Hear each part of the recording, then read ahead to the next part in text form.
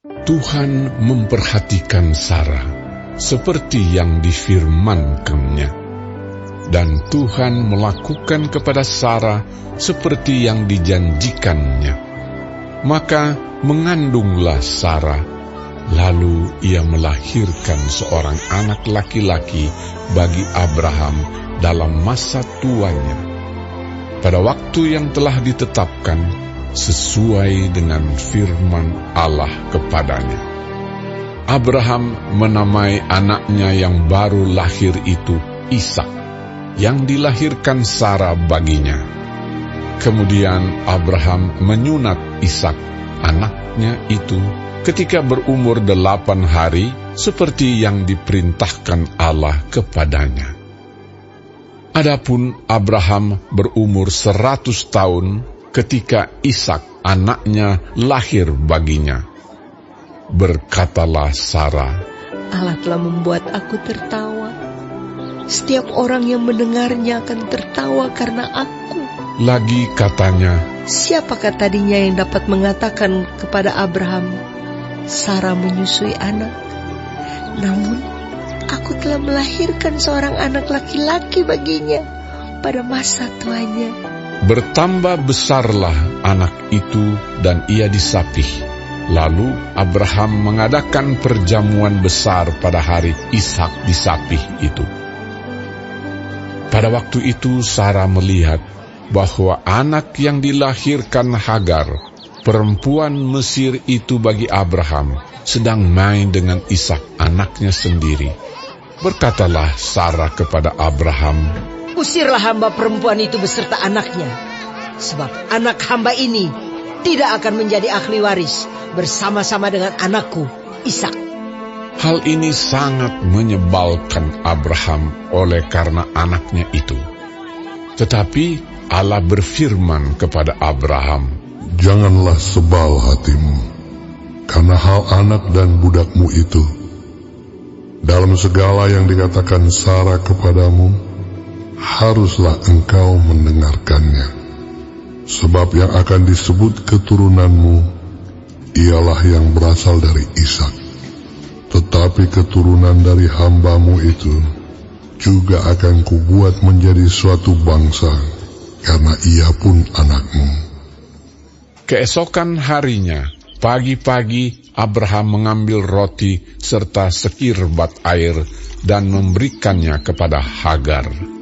Ia meletakkan itu beserta anaknya di atas bahu Hagar. Kemudian disuruhnyalah perempuan itu pergi. Maka pergilah Hagar dan mengembara di padang gurun Beersheba.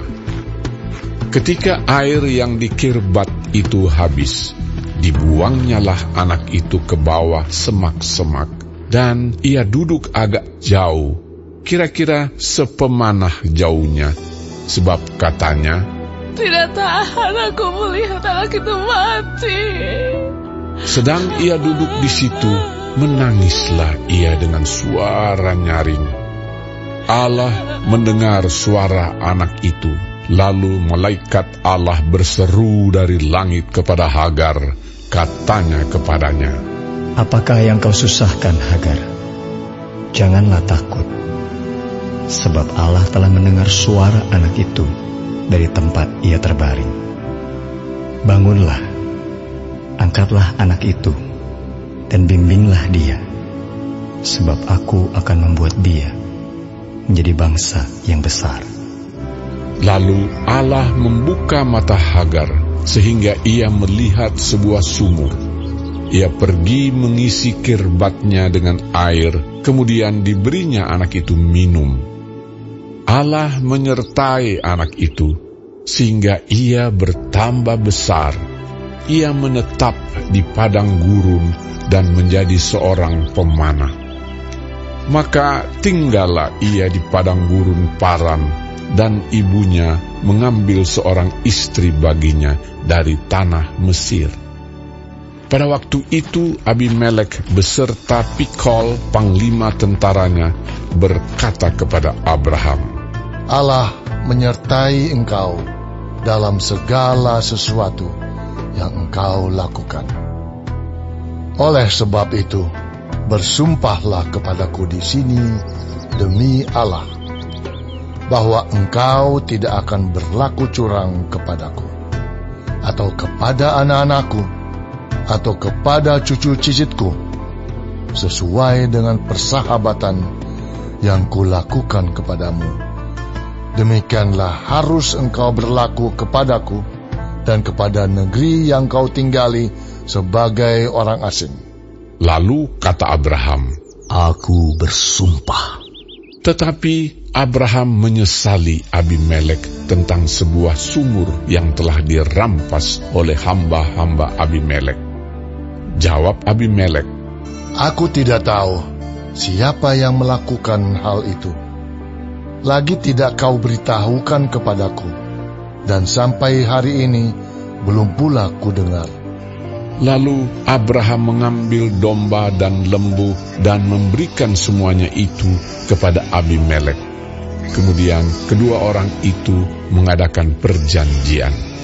Tetapi Abraham memisahkan 7 anak domba betina dari domba-domba itu. Lalu kata Abimelek kepada Abraham, Untuk apakah 7 anak domba yang kau pisahkan ini? Jawabnya, 7 anak domba ini harus kau terima dari tanganku untuk menjadi tanda bukti bagiku, bahwa akulah yang menggali sumur ini. sebab itu orang menyebutkan tempat itu Bersheba, karena kedua orang itu telah bersumpah di sana. Setelah mereka mengadakan perjanjian di Bersheba, pulanglah Abimelek beserta Pikhol, panglima tentaranya, ke negeri orang Filistin. Lalu Abraham menanam sebatang pohon tamariska di Bersheba dan memanggil di sana nama Tuhan Allah yang kekal.